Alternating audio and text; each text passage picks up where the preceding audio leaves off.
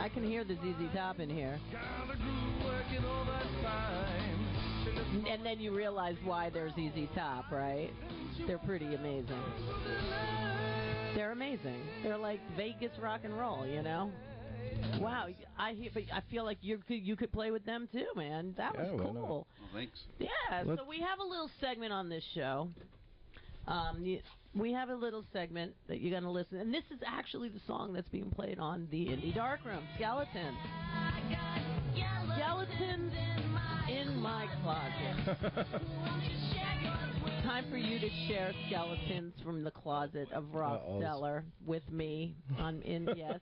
So who wants to start? Each one of you get to share a deep, dark skeleton from your closet. What's yours? Let's give us the flavor. Oh, you don't have any. I have to give skeletons all the time. All right, let me think of a skeleton of right now.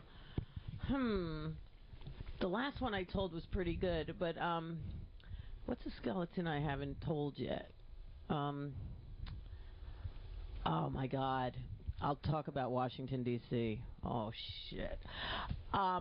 I used to be really charming at getting pulled over and talking myself out of tickets. So I was driving through Rock Creek Park one day, and, you know, back then they didn't say don't drink and drive. Back then they didn't say wear your seatbelt. You know, it was a lot different. These kids today are very lucky that they have all these rules and regulations to keep them safe. So one day, it was a Sunday, driving along, not in the best state of mind, and I get pulled over, and it was Mother's Day.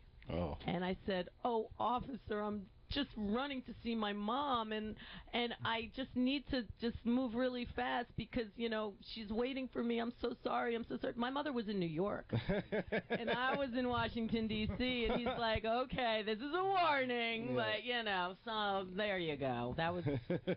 Yes. Talking your way out of tickets. I was so good at it. I was so good. Now I'm like, you know, throw it at me. I didn't do it, but... I've always been bad. I've just been like, all right, I did it. I was so good. I talked myself out of... The only time I argue is when they're wrong. I'll be like, I was cruising at 15 over. What do you want? All right, so now you're going to start with the skeleton because... Crap. Yeah. I just had a good one in the back of my head, and I forgot what it was. One of those. Oh, there's a... there's a lot of stories from college. That's good. Dorm life. We had a few too many parties, especially my senior year, and during every break I would usually throw some kind of a party, but most everybody would go home. So I had a few friends of mine from high school come over to my college apartment to hang out. Where'd you go to college? University of Tulsa, Oklahoma. I had a funny feeling you were going to. So we had a big New Year's Eve party one night, and we had a whole family living upstairs of us. They had kids and everything. And I think they were from India, and they leave their shoes outside. Okay. We're partying until 2 or 3 in the morning, and the kids are running around upstairs, and you can hear it. It's like thunder. Right.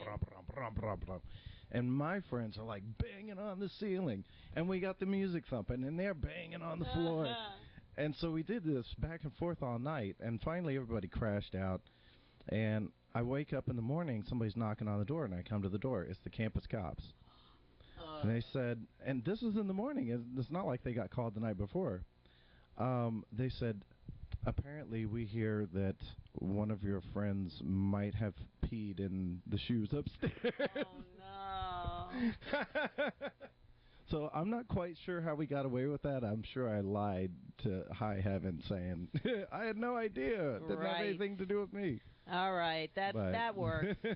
That's good. All right. Your turn, Mr. Virginia. Okay.